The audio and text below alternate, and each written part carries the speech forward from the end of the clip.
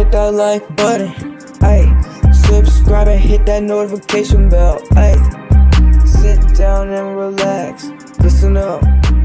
It's that Carl's Evening Coffee Show. Hey, Carl here today with another evening coffee. This is episode number 6, and today I've got a wonderful hunting story for you. For those of you like that kind of stuff, that's going to be the story today, and the topic is going to be a little merciful, be a little patient. Okay? All right, so to the story. Well, first I'm going to drink a coffee here. This is that chock full of nuts coffee, and I like it because I can make it extremely strong and it's still smooth.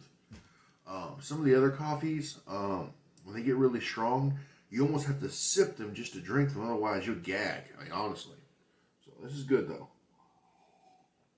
Anyway, so the story. So many of you already know, because many of you I go to church with you, I have went to church with you, that I like to hunt. But it started when I was a little boy. And so basically, I was starting out, and I hunted by myself, you know. First, I started out with a man named Culpepper in Georgia. He took me, got me into it. I got the buck fever so bad. I didn't want to go to school. I didn't want to work. All I wanted to do was hunt. In fact, I could have been a professional hunter, but life didn't work out that way. So here I am. But I still working a great job and stuff like that. But anyway, so after Culpepper, that year I hunted with him and his family, I started hunting by myself. And the Lord just worked stuff out. And my neighbor, who was a nice guy, he had a friend who had a little piece of property. It was only 15 acres of land, 15 acres. Now, that's not really much to hunt on. And I didn't know that as a kid. And, when I say kid, I mean 16 years old, 15, 16 years old. So I had a little piece of property, and I decided that I was going to hunt on it with an older man named, I'm not going to mention his name, but he was a really nice guy, you know.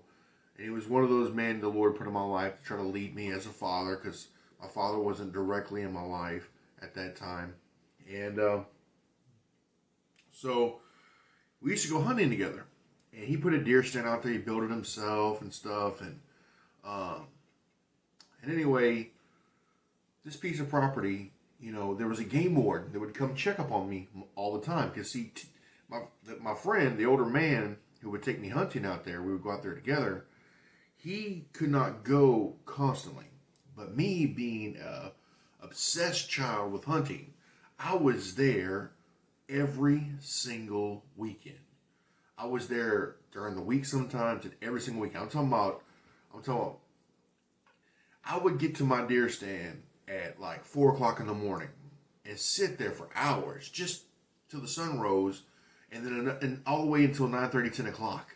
I mean, I was obsessed with this stuff. And this game warden would check on me every now and then because he knew I hunted alone most of the time. You know, I'm a 16-year-old kid. I got a shotgun. Or even one time I had a 45-70. I borrowed that from Pepper, and 45-70. And I was a kid. I remember, not to get off track, but I remember I wanted to shoot that 45-70 so bad, so I shot it at a tree. And when I went back to Pepper's house, you know, I was in the world. I wasn't a Christian. He's like, "What happened to this bullet?" I was like, "I lost it." I wouldn't even tell him I shot the bullet. I lied to him. Anyway, so I did a lot of illegal stuff back then, a lot of lying and stuff like that, as a worldly kid does most of the time. And, but the game warden was always merciful with me. He was always patient with me. I could have been arrested multiple times for trespassing, felony charges of shooting illegally on somebody else's property. Because, again, this is only 15 acres I'm on. And I don't even know exactly where the boundary lines are. I know pretty much where they are. I'm not 100% sure where the boundary lines are. And whenever you shoot a deer on this 15 acres, a lot of times it runs on the other person's land, which you have to go get the deer, and that's felony trespassing. So a lot of things the game warden knew that I was doing, but he never really said anything about it. He never did. And he would tell me, "Hey, listen, that's a small acreage, man. You gotta hunt here. Here's where the line is." He would tell me a little bit about that. He would tell me. I remember one time I went on somebody else's property. It was literally only 200 yards away, but there was an old deer stand there, and I thought that nobody used it. So I grabbed the deer stand and I put it up in my area. And I hunted out of that deer stand. It's a little 8-foot ladder stand. And I even shot a deer out of it. Come to find out, it was a guy that hunts it. He owned that property. And even he was merciful and patient with me. I mean, it was amazing. These men really understood young boys. They really understood what you have to do with young children. And the game warden knew I took a deer stand, and when he found out, I believe he had told me to put it back. I talked to the guy. He's like, "Somebody stole my deer stand." I was like, "Oh, I got that over there." He's like, "Oh, you got my deer stand?" I'm like, "Yeah, I got it. I thought nobody was using it." So he didn't say nothing he didn't get mad at me or nothing. I just took the deer stand off the tree, took it back over to his area, strapped it back to the tree. And these things happened to me multiple times. I remember there was houses around the area in this plot of woods, and I took a 30-06 out there, and I'm just blasting away. I'm shooting a whole box of shells. Houses, within 500 yards. I'm just boom, boom, boom. They had to have been mad at how many shots I was firing. Game warden comes out there. "How you doing, guys? Oh, we're doing good. What you doing?" Just out here target shooting, having fun. He's like, "All right." He's like, "You just got to be careful." I was like, "Oh, I'll shoot 2 more and I'll leave." He's like, "All right." I mean, just an extremely merciful guy. And even the guy I hunted with, he made a deer stand, and there were some tracks right there on the road that, he put the deer stand there, and that was his spot. And I got my best friend to come hunt that spot. Me and Tim were supposed to be the only one. Me and Tim were supposed to be the only ones out there hunting. And lo and behold, I bring my best friend out there. He gets up in the deer stand, and wouldn't you guess it, come about 5 o'clock, boom! About knocked me out of the tree stand. I was so scared at the shot. I was about ready to fall asleep. I was getting sick and tired.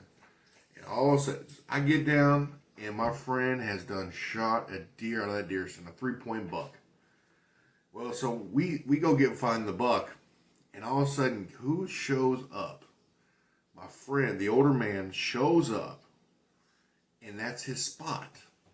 So now we have to explain to him that we lied, cheated, and took his spot and actually killed a deer out of his spot. Oh my goodness. He acted like a father, he was mad, but he didn't say nothing.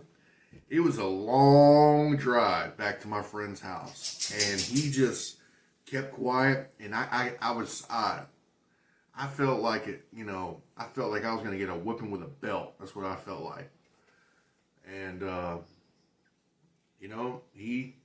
he forgave me. He forgave me. And just merciful and patient. And now, because I didn't get locked up those times when I was a kid, because, people were merciful and patient with me, now I am a very law-abiding hunter. If I break any laws, they are absolutely and unequivocally accidental. None of them are ever on purpose. I work very hard. I study the laws, work very hard to obey every single law. But if people would have basically smothered me when I was a kid, I would have never been able to blossom in to the man I am today, being a law-abiding citizen and a lawkeeper. And that went from the older man who took me hunting. It went from the game warden. It went from multiple men in my life that were kind and merciful with me. And so that's my lesson today, is, if you got some unruly kids, some rebellious children, some rebellious grandchildren or something like that, just be patient. Just be patient. Give them a little time. I'm not saying you shouldn't correct them. You should spank them where they do wrong. You should put them in timeout. You should take away things. You should chasten them. You should. That's love. That's love. But for somebody that's made mistakes in this area, try to be patient and merciful. And with time, as they get older, hopefully they'll bloom into a very respectful men and women. Thank you. That's Evening Coffee today. And hopefully you like it. Don't forget to like it and subscribe to the channel. Thank you. Have a great day.